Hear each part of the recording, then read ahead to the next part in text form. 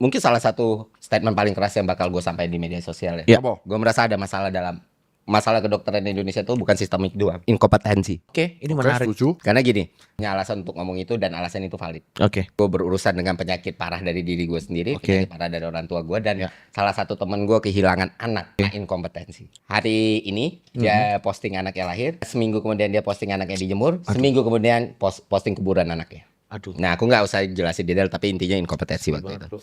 Itu sering kali aku temukan dan sering kali aku dapati, Dok. Dan salah satunya itu peristiwa di mana momen istriku lahiran pertama itu aku ribut di rumah sakit karena istriku dipaksa jalan untuk buka. Hal yang umum diketahui lah, jalan untuk bukaan supaya lebih luas. Aku bilang ini insulinnya berlebih.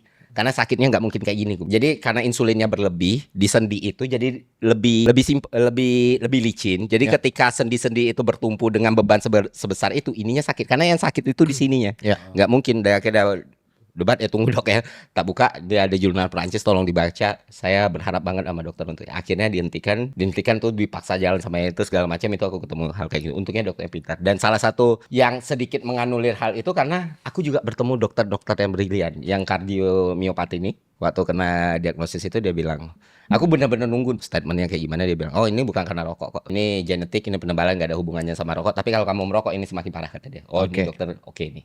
Oke. Gitu. Oke. Nah itu pengalaman aku itu kan dari kacamata subjektivitas ya. Terakhir adalah soal debat buta warna karena bahkan dokter sendiri pun tidak pernah tahu bagaimana buta warna itu. Jadi dalam teorinya kayak bahasanya ada bahasa ini, buta warna merah hijau, Ya. buta warna biru kuning, Ya. buta warna hitam putih. Ya. Itu ada bahasanya masing-masing. Gue bikin simpel.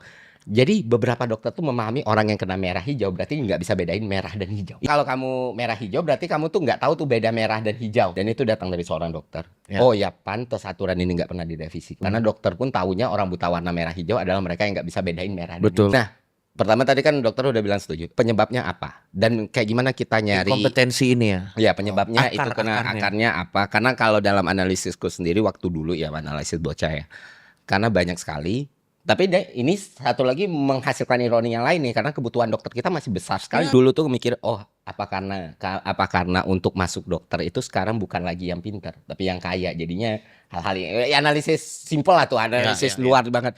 Jadi ya karena lu nggak bisa masuk UGM, lu nggak bisa UI, FK-nya lu nggak bisa UNR, FK-nya akhirnya lu ambil FK sorry to say universitas lain yang emang harus 300-400 juta dan inilah yang memproduksi atau kayak gimana. Tapi di satu sisi nggak bisa juga kalau kita nggak kayak gitu, kebutuhan dokter kita masih banyak. Nah, apa penyebabnya dan bagaimana solusi sebenarnya?